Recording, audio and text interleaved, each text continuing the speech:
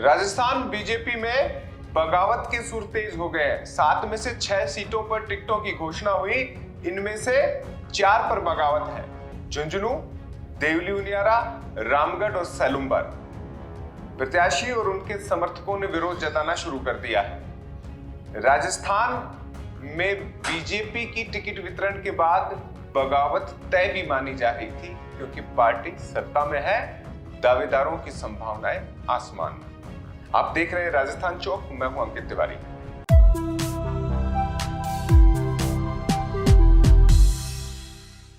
Rajasthan BJP के पास उपचुनाव में केवल 1 सीट वर्तमान आंकड़ों के हिसाब से है। अब ये तस्वीर बदल सकती है, क्योंकि सत्ता में बीजेपी है और सरकार की पूरी कोशिश है कि संगठन के साथ तालमेल कर हरियाणा के चुनाव परिणामों को भुनाते हुए उपचुनाव में जीत दर्ज की जाए। कांग्रेस में भी आंतरिक कलह है और बीजेपी इसका फायदा पूरी तरीके से उठाना चाह रही है। यही वजह है कि बीजेपी को उम्मीद थी कि 7 में से अधिकतम 6 और न्यूनतम 4 सीटें वो जीतेगी। उनके आंतरिक आकलन भी यही कह रहा है। फील्ड पर जो रिपोर्टिंग हुई है, माइक्रो मैनेजमेंट हुआ है और बूथ तक कार्यकर्ता शक्तिवंदन जैसे कार्यक्रमों का आयोजन हुआ है, वो स्पष्ट तौर पर जीत की ओर इशारा भी करते हैं। सरकार का होना सबसे बड़ी खूबी है, लेकिन बगावती तेवर ने बता दिया है कि कांग्रेस को फायदा ये बगावती पहुंचा सकते हैं। जो 4 सीटें हैं, झुंझुनू, देवली उनियारा, रामगढ़ और सैलुम्बर, इनमें से ज्यादातर जीत के खाते वाली हैं। अगर मेहनत ढंग से हो, बागियों को मना लिया जाए। लेकिन बागी को मनाए कौन? कुछ बागी तो कह रहे हैं कि उन्होंने अननोन नंबर से फोन उठाना बंद कर दिया है। यहां सबसे बड़ी चिंता की बात यह है कि नए पदाधिकारियों के फोन नंबर उन प्रत्याशी बनने के इच्छुक लोगों ने सेव ही नहीं किए थे। ऐसे में अननोन बताकर फोन काटे जा रहे हैं, संपर्क सूत्रों को बाहर रखा जा रहा है और अपनी आंखें दिखाकर कहा जा रहा है कि सत्ता संगठन साथ दे ना दे, बीजेपी के ये चेहरे बागी भी जीत कर आएंगे। यहीं से मुश्किल शुरू हो जाती है और कांग्रेस या अन्य पार्टियों के लिए अवसर। सीटवार बात कर लेते हैं। झुंझुनू सबसे चर्चित सीट है, ओला परिवार की सीट रही है और ओला परिवार अक्सर राजेंद्र भांबू और बबलू चौधरी दोनों के युद्ध में जीतता रहा है। अंतर भी जो रहा, वो दोनों को अगर वोट एक होकर लड़े और उन्हें मिले तो बड़ी भारी मतों से ओला परिवार हारे। इस बार ये सीट लग रही थी बीजेपी जीतेगा, लेकिन राजेंद्र भांबू को जैसे ही टिकट की घोषणा हुई, बबलू चौधरी ने तेवर दिखा दिए, कह दिए पर्चा भरा हुआ है, जमा कराने की देर है। और अब तो तारीख भी सामने ला दी है कि 23 अक्टूबर को वो फॉर्म भरने जा रहे हैं। मनाने वाला कौन? बीजेपी को यह सोचना होगा। वहां पर क्या सतीश पूनिया मना पाएंगे, राजेंद्र राठौड़ मनाएंगे? दोनों ही नेता कद्दावर होते हुए भी अघोषित तौर पर हाशिए पर है। मुख्यमंत्री भजनलाल शर्मा विदेश दौरे से लौट आए हैं, उनके पास मनाने की असल जिम्मेदारी है, लेकिन कितना मना पाएंगे ये देखने वाली बात है। बबलू चौधरी अगर बैठते हैं तो ये सीट बीजेपी के खाते में जा सकती है, स्पष्ट आकलन है।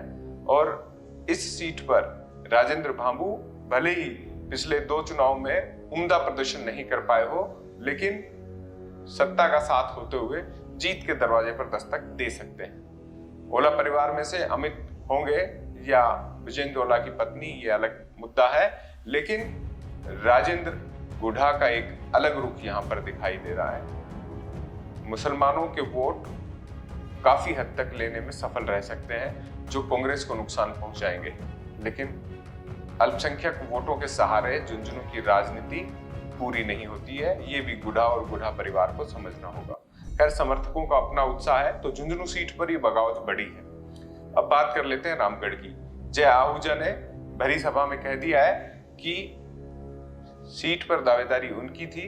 पिछली बार बीजेपी को हराने वालों को बीजेपी ने इस बार टिकट दे दिया है, यानी उन्होंने सीधे तौर पर उन नेताओं पर निशाना साध दिया है जिन्होंने टिकट वितरण किया है। हालांकि उन्हीं नेताओं का कहना है कि सुखवंत सिंह दूसरे नंबर पर रहे थे, जय आहूजा तीसरे पर। ऐसे में असल दावेदारी तो सुखवंत की बनती थी। पिछली बार टिकट कटी थी तो नाराजगी थी, अगर पिछली बार भी उन्हें टिकट मिलती तो वो जीतते। ऐसे मानकर टिकट दे दिया गया कि इस बार वो खान परिवार को जुबेर खान की पत्नी साफिया खान, या संभवतः जैसा कि विज्ञापन की दुनिया में खान परिवार के चश्मो चिराग ने कदम बढ़ा दिए हैं, उनको टिकट मिल सकती है। और जिस तरीके से उन्होंने बताया है कि आर्यन खान क्या है जुबेर खान की छाया बनकर, उस आधार पर मान सकते हैं कि टिकट अब इस पीढ़ी को दी जा रही है। जुबेर खान परिवार के चहेते आर्यन खान अब चुनावी मैदान में होंगे।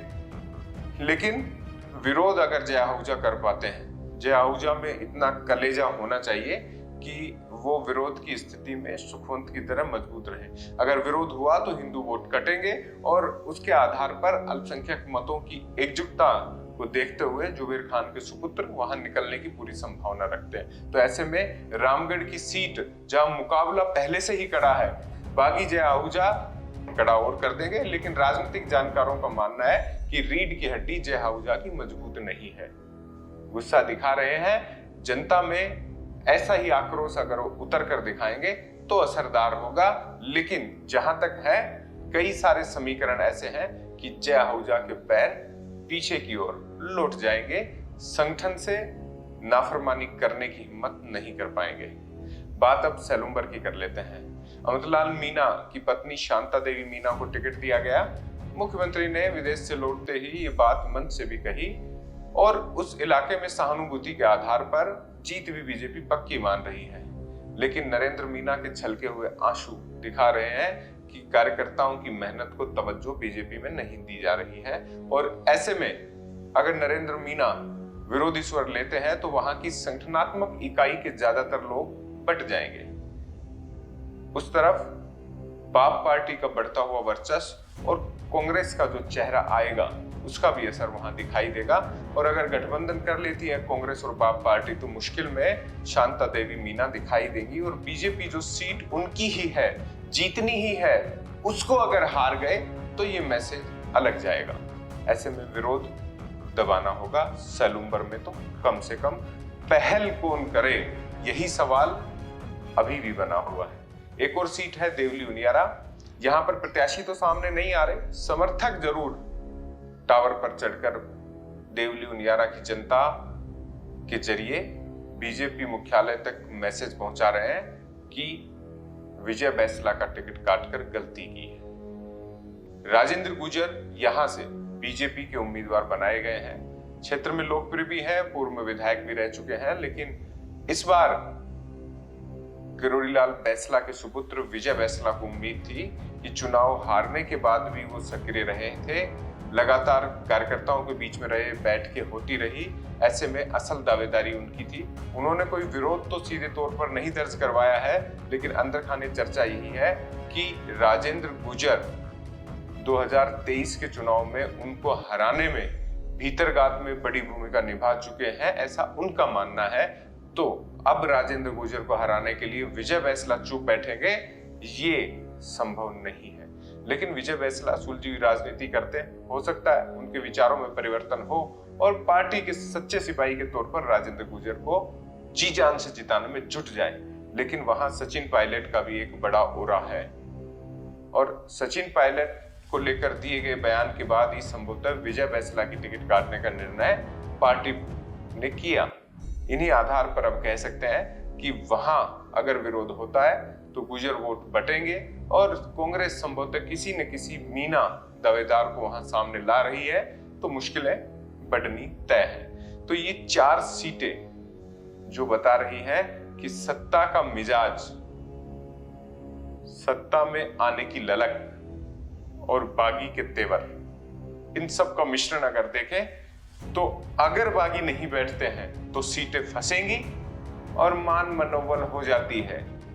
सत्ता के चेहरे पर पर्दा लगाकर कुछ निर्णय हो जाते हैं तो फिर जीत बीजेपी की होने की संभावना भी बढ़ जाती है। संभवतः सत्ता और संगठन दोनों इस ओर देख रहे हैं। मुख्यमंत्री भजनलाल शर्मा को पहल करनी है।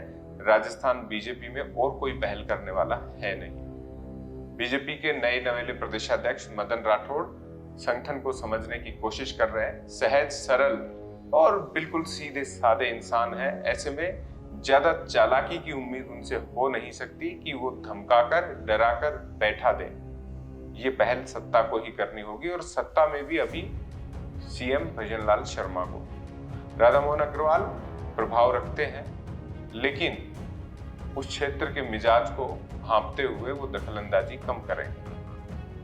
अब कौन कौन नेता कैसे बागियों को बैठा सकता है उस माहौल में जब बीजेपी का आंतरिक अमला ही अपनों पर हमला करने के लिए तैयार बैठा हो, आंतरिक आग सुलगाने की तैयारी हो।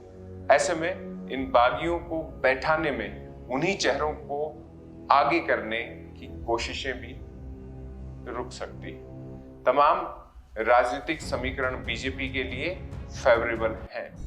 ये उपचुनाव में टिकट वितरण के साथ कहा जा सकता है। जो चेहरे उतारे हैं किसी भी हालत में कमजोर नहीं है, लेकिन कड़ी दर कड़ी, सीढ़ी दर सीढ़ी चढ़कर ही जीत की तरफ बढ़ा जा सकता है। चुनाव रोचक होने वाले हैं, इसकी गारंटी है। आप देख रहे हैं राजस्थान चौक, मैं हूं अंकित तिवारी।